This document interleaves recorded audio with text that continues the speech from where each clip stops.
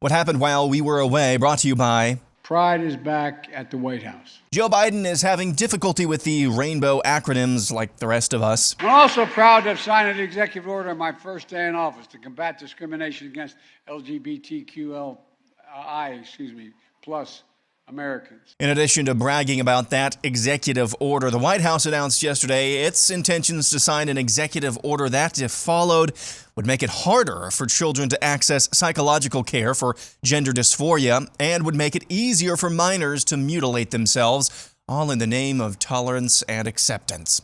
Headline from the Associated Press, trans kids treatment can start younger, new guidelines say. The story details some group called the World Professional Association for Transgender Health, who now says chemical castration can now start for kids as young as 14 years old, 2 years earlier than the group's previous advice. Again, this story was published by the Associated Press. Groomer update, this is a preschool teacher reading a book she says she reads to her 4-year-old students. You might feel like a boy. You might feel like a girl.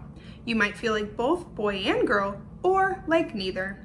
You might feel like your gender changes from day to day, or from year to year.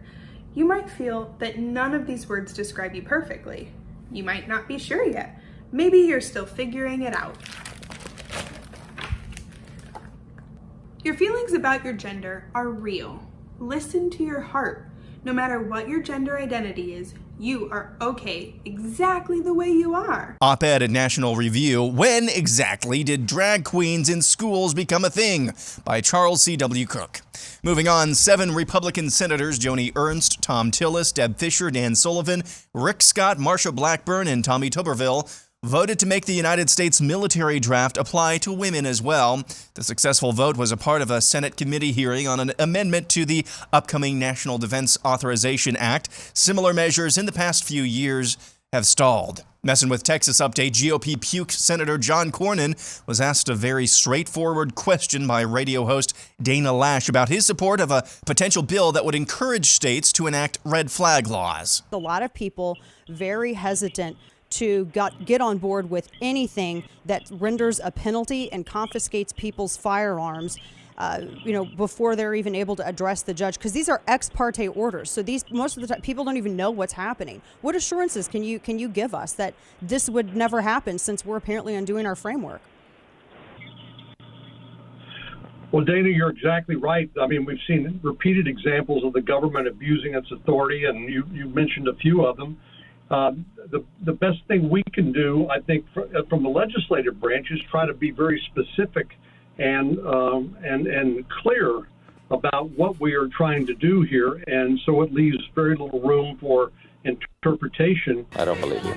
Lord Farquaad, a.k.a. Anthony Fauci, tested positive for COVID yesterday. That's according to the National Institutes of Health. Of course, God is trolling us, or hell is laughing at us, because on the same day America's Mr. Zero COVID tests positive for the virus, the FDA announced emergency approval of the Pfizer and Moderna COVID jabs for children as young as 6 months old. Newly acquired memos by the independent journalist outlet Just the News show Capitol Police warned about quote-unquote bloody war violence 2 weeks before the events at the Capitol on January 6th of last year. Congress, as you'll recall, turned down offers to bring in the National Guard. In Florida, Governor Ron DeSantis was asked about billionaire Elon Musk's support of a potential DeSantis 2024 presidential bid. I'm focused on 2022, but with Elon Musk, what I would say is, I welcome support from African Americans. What can I say?